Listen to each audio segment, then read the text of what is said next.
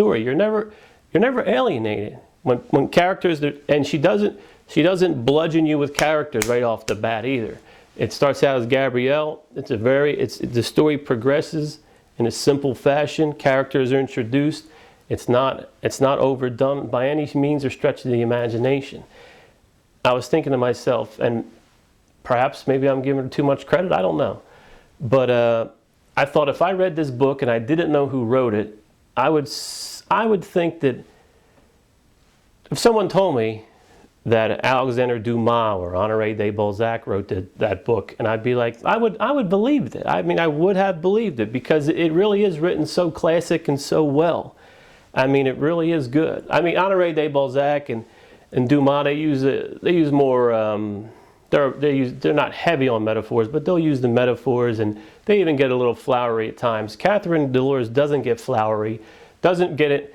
She doesn't use a lot of metaphors.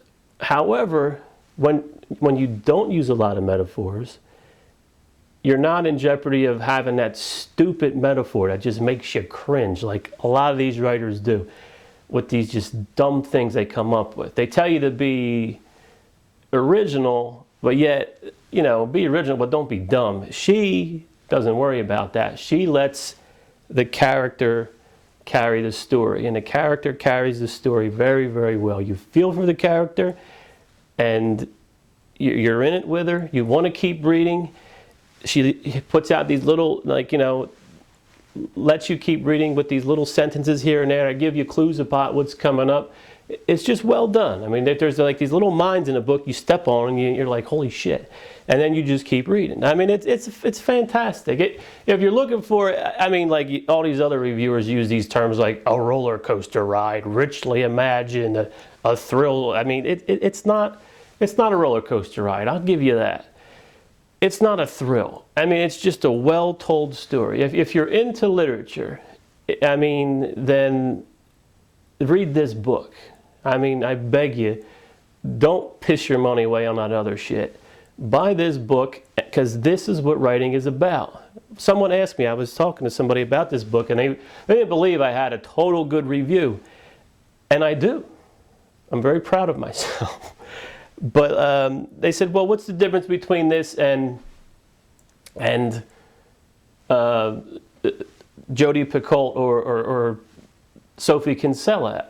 You cannot compare those two women and Catherine Delors. It's just like comparing, the depth of this book and the depth of their books.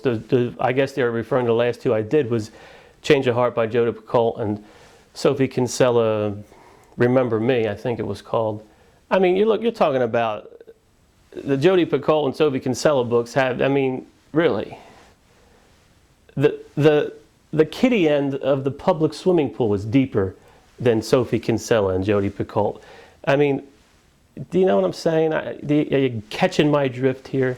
So you cannot compare it, because this is a classically done book, as opposed to, Jodi Picoult and Sophie Kinsella, they write books to sell books. They're mindless, they're fun, they're stupid.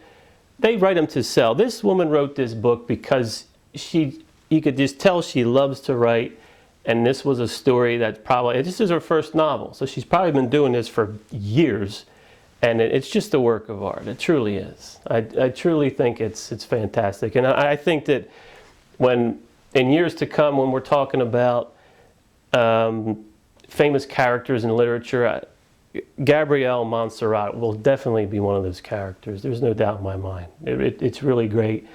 And I say congratulations to Catherine Delors for sticking by her guns, not selling out. And you just have to love her, really. Congratulations to her, and really buy this book. Here, I'm pleading with you now. Buy the book. But really, and no, she didn't pay me for this. I'm going to email Catherine. Oh, that reminds me too.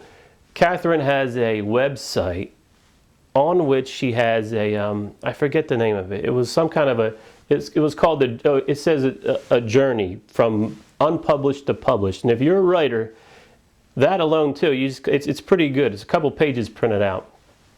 And it's a great story of how how she went about the process of getting published, the writing and everything. It's really great. It goes into has a lot of links in there that are very, very, very helpful for writers. I think she really, and I agree with her on a lot of points about writing too. So I kind of, have a soft spot for her. But really, she didn't pay me for this. And Catherine, if you're out there, if you want to send a couple dollars my way, I'll be more than grateful to accept. But I'm going to email her and ask her if I can do an interview with her, or if she's ever out this way. She lives in LA, but if she's ever out this way, perhaps I can get a video interview of her if she's ever in New York or Philly.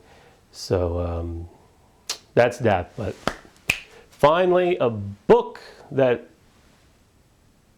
I liked. Imagine that.